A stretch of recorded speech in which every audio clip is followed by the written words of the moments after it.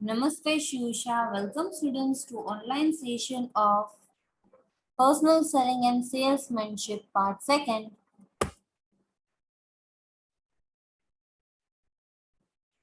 Part 8. આજે આપણે જોશું various method of remunerations, compensation કે remunerations ની method કે right the techniques કહેવામાં આવે compensation ની ત્યારે તમારે આ ચાર્ટ ડ્રો કરીને આગળ સ્ટડી કરવાનું છે. વન મોર થિંગ, તમને ઘણીવાર શોર્ટ નોટમાં ખાલી only salary method, only commission method, પછી સેલેરી પ્લસ કમિશન મેથડ આ ઇન્ડિવિડ્યુઅલી શોર્ટ નોટમાં પણ પૂછવામાં આવે છે. ક્લિયર? અને આખો આન્સર પણ લખવામાં આવે છે, તો તમારે ઈ પ્રમાણે ડિઝાઇન કરીને રાઈટ કરવાનું રહેશે. Only salary method. Only salary method એટલે શું કે છે કે ખાલી સેલરી તમને ફિક્સ્ડ અમાઉન્ટ દર મહિને પ્રોવાઈડ કરવામાં આવે છે, that is only salary method. અહીંયા તમે કેટલું કામ કરો છો એ ઇમ્પોર્ટન્ટ નથી, દર મહિને કેટલો પગાર આવે છે એ ઇમ્પોર્ટન્ટ છે.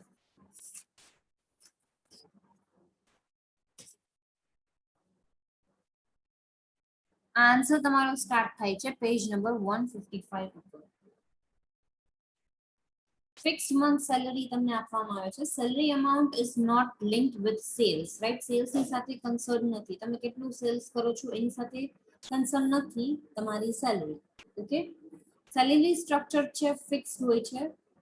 દર વર્ષે એમાં ઇન્ક્રીમેન્ટ પણ નો સ્લેબ પણ ફિક્સ હોય છે. ફોર એક્ઝામ્પલ, તમારી સેલરી સ્ટ્રક્ચર, સેલરી તમારું 250 છે, જ્યાં સુધી 400 રૂપિયાની સેલરી નો થાય પર ડે, રાઈટ, ત્યાં સુધી તમને ઇન્ક્રીમેન્ટ નો સ્લેબ છે 15 રૂપીસ. પછી 400 થી વધારે થાય તો ઇન્ક્રીમેન્ટ નો સ્લેબ 20 રૂપીસ થી છે. તો એવી રીતના એમ તમારી સેલરી છે ફિક્સ્ડ કરવામાં આવે છે, રાઈટ? દર વર્ષે ફિક્સ્ડ અમાઉન્ટ નું ઇન્ક્રીમેન્ટ પણ તમને પ્રોવાઈડ કરવામાં આવે છે, પ્રી ડિસાઇડ છે. એના બેનિફિટ્સ કયા કયા છે? તો સેલ્સમેન છે એ લોકોને અહીંયા કેટલું કામ કરો છો એ નથી ઇમ્પોર્ટન્ટ, રાઈટ? પણ શું ઇમ્પોર્ટન્ટ છે? મિનિમમ અમાઉન્ટ ઓફ સેલરી એ લોકોને કેટલીક મળે છે જેથી એને સેટિસ્ફેક્શન અરાઇઝ થાય એ આપણે કન્સિડર કરવાનું રહે છે. સેકન્ડ પોઈન્ટ શું કે છે? તો cost of compensation. Cost of compensation છે એ તમને ડિસાઇડ એડવાન્સમાં ખ્યાલ આવી જાય છે કે ભાઈ દર મહિને એ પર્સન છે અને 10,000 રૂપીસ સેલરી આપણે દેવાની છે, એટલે કોસ્ટ ઓફ કમ્પેન્સેશન તમે કેટલો થાય છે એ પણ તમને એડવાન્સમાં ખ્યાલ આવી જાય છે. થર્ડ બેનિફિટ શું છે? સેલ્સ પર્સન છે એ ઇઝીલી લેસ જ્યાં પોટેન્શિયલ માર્કેટ હોય છે, રાઈટ, લેસ પોટેન્શિયલિટી ઓફ સેલ્સ હોય છે, એવા એરિયાઝ કે એવી ટેરિટરીઝમાં જવા માટે કંઈક એ લોકોને વાંધો આવતો નથી, કારણ કે આપણા સેલ્સની સાથે એની કાંઈ સેલરી કન્સર્ન નથી. ફોર્થ પોઈન્ટ શું કે છે?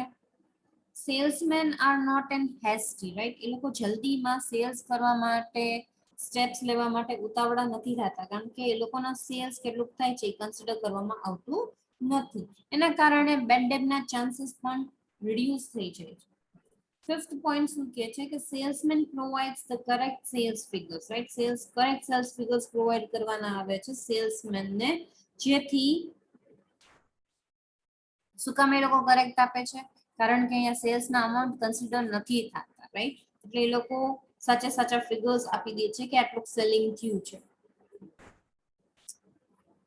But still, this method is not lucrative as commission method, કારણ કે જે પણ સારું સેલ્સ કરે છે એ લોકોને કઈ ઇન્ક્રીમેન્ટ મળતું નથી.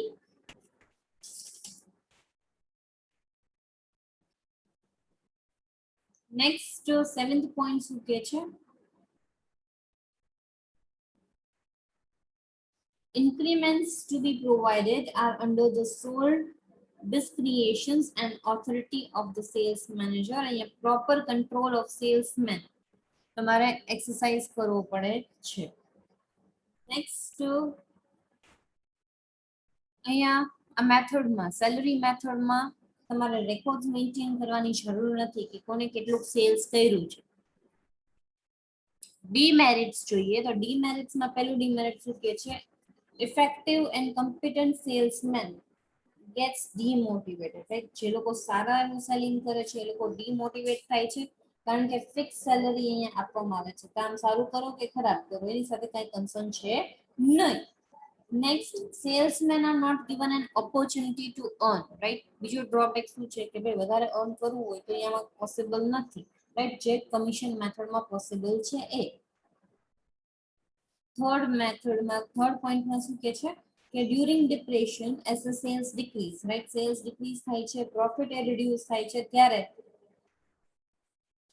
કંપનીએ કોસ્ટ ઓફ કમ્પેન્સેશન તો બર્ડન વધારે ને વધારે છે, એઝ ઇટ ઇઝ જ છે, એમાં કઈ ચેન્જીસ આવતો નથી. પછી બૂમ પીરિયડની વાત કરી છે, સેલ્સ વધે છે, પ્રોફિટ પણ વધે છે, એવા સમયમાં પણ સેલ્સ પીપલ છે એ લોકોને મોટિવેશન તરીકે તમે એક્સ્ટ્રા કોમ્પેન્સેશન પ્રોવાઈડ કરતા નથી, સો દે ફીલ એક્સપ્લોઇટેડ. તો આ થઈ ગઈ salary method, right? Very first method is only salary method. Second method આપણે જોઈએ છીએ that is only commission method. Only commission મેથડમાં બે ટાઈપ્સ છે. પહેલું છે based on sales quantum and second is based on fixed rate. હવે આપણે સેલ્સ ક્વોન્ટમની વાત કરીએ તો બેઝડ ઓન સેલ્સ ક્વોન્ટમમાં કમિશન ઇઝ ગિવન, એની અંદર ફર્સ્ટ છે કમિશન ઓન ઓર્ડર રિસીવ. એટલે તમે જ્યારે તમને ઓર્ડર મળે છે, રાઈટ, ત્યારે તમે એને કમિશન આપો છો. એટલે commission is given at a fix rate on the order received by the salesman.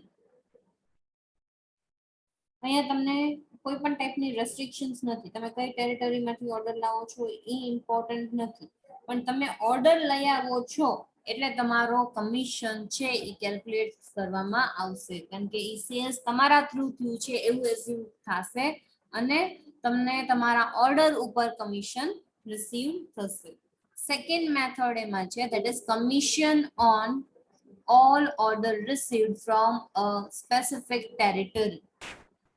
એટલે શું કહે છે, અહીંયા સેલ્સ પર્સનને અલગ અલગ ટેરિટરીઝ આપેલી હોય છે, ઈ ટેરિટરીમાંથી જ એને ઓર્ડર લાવવાનો રહે છે. અગર ઈ બીજી કોઈ ટેરિટરીમાંથી ઓર્ડર લાવશે તો એનો ઓર્ડર ગણાશે નહીં. કોનો ગણાશે? રિસ્પેક્ટિવ જે પર્સન ઈ ટેરિટરીમાં કામ કરે છે એનો ગણાશે, રાઈટ? એટલે તમે જે તમારા એરિયાને એલોકેટ કર્યા છે ઈ જ એરિયામાંથી તમારે શું આવવું જોઈએ? ઓર્ડર તમારે રિસીવ કરવો જોઈએ અને એનું જ તમને કમિશન મળશે. Third is commission on order received from a new customer. હવે આ મેથડ એવી છે જેમાં તમે ઓર્ડર આપો છો, રાઈટ, પણ તમારા એક્ઝિસ્ટિંગ કસ્ટમર્સના ઓર્ડર નહીં ચાલે. તમારે અહીંયા દર વખતે નવા નવા કસ્ટમર્સ ગોતવા પડશે. તમે નવા કસ્ટમરને ડીલ કરો છો તો જ તમને કમિશન અહીંયા મળશે, અધરવાઇઝ તમને કમિશન નહીં મળે. નેક્સ્ટ મેથડ છે commission based on fixed rates. એની અંદર વેરી ફર્સ્ટ આવે છે that is fixed rate on all cells.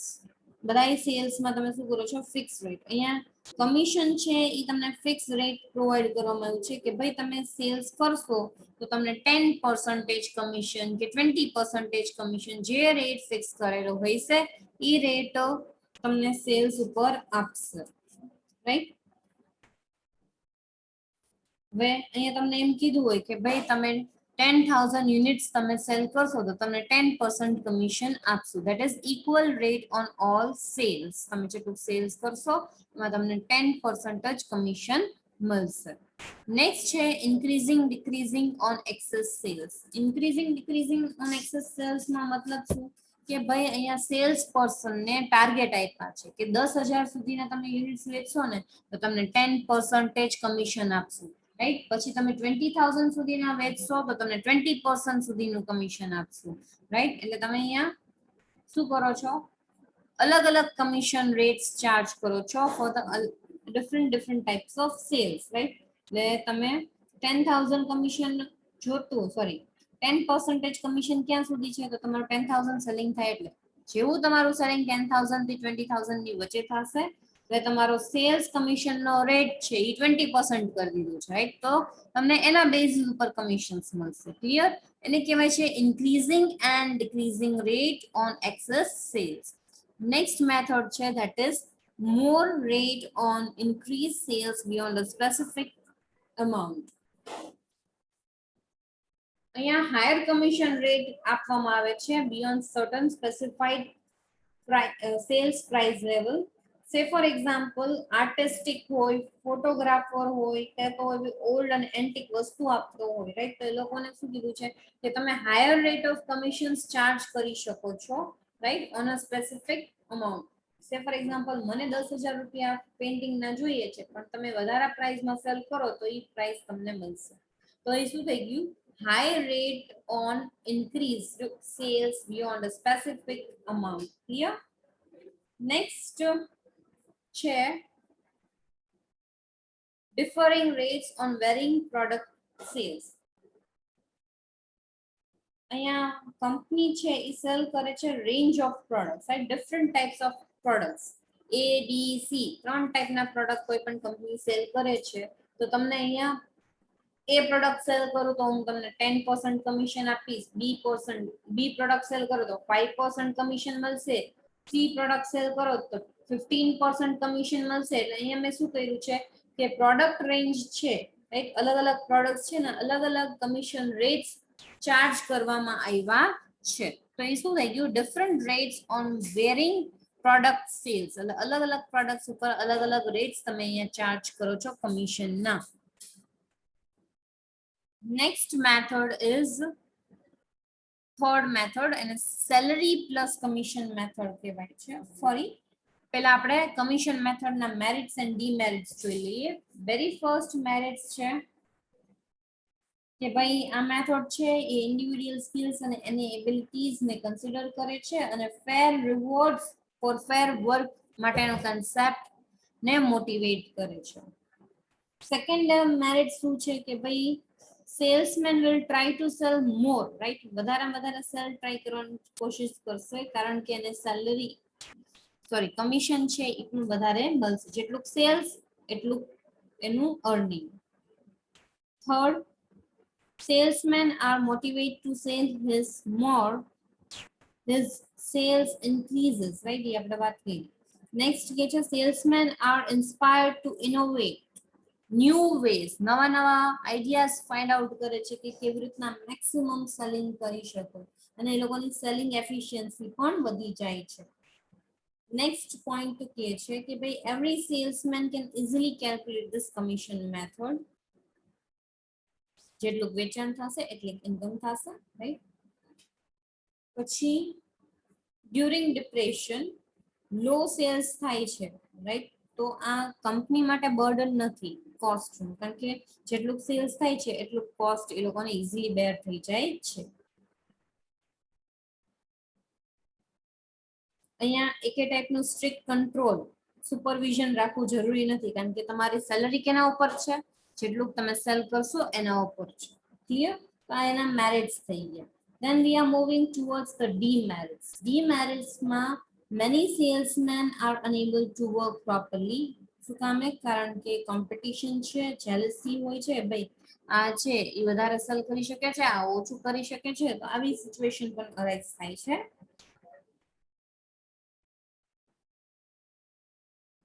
Second ડીમેરિટ છે કે એડવર્સ કન્ડિશન, જેમ કે ડિપ્રેશન માર્કેટમાં હોય, right?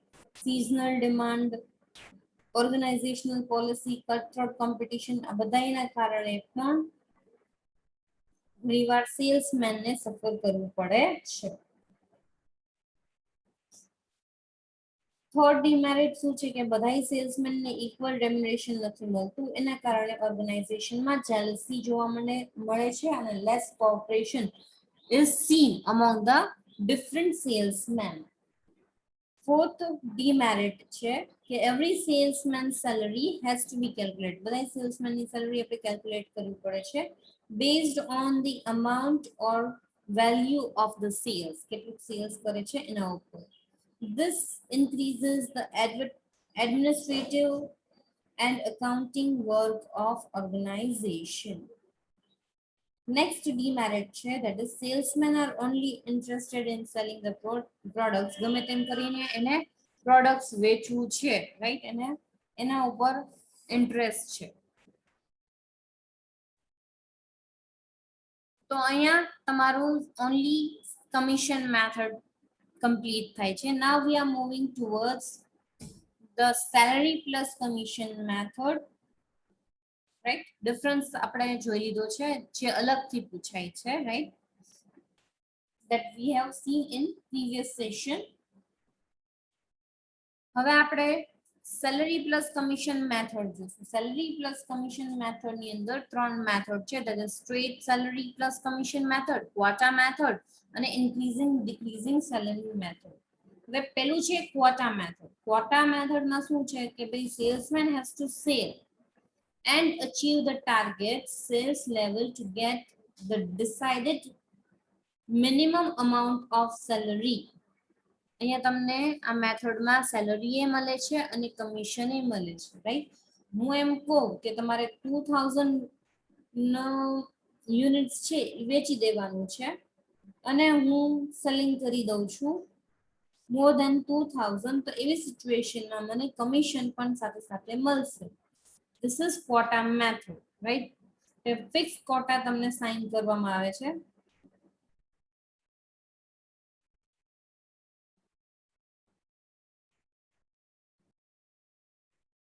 Next, increasing decreasing salary and commission method.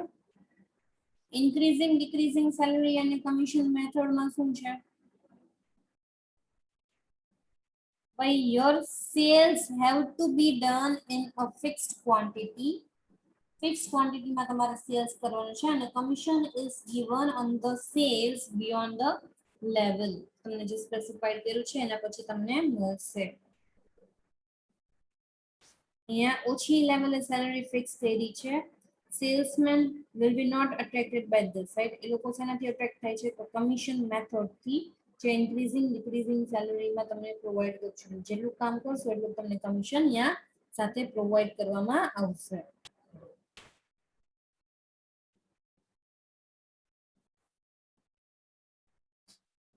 પહેલી મેથડ રહી ગઈ છે, that is straight salary plus commission, right? એમાં બેનું મિક્સચર છે, કમિશન અને સેલરી બે તમને પ્રોવાઈડ કરવામાં આવે છે.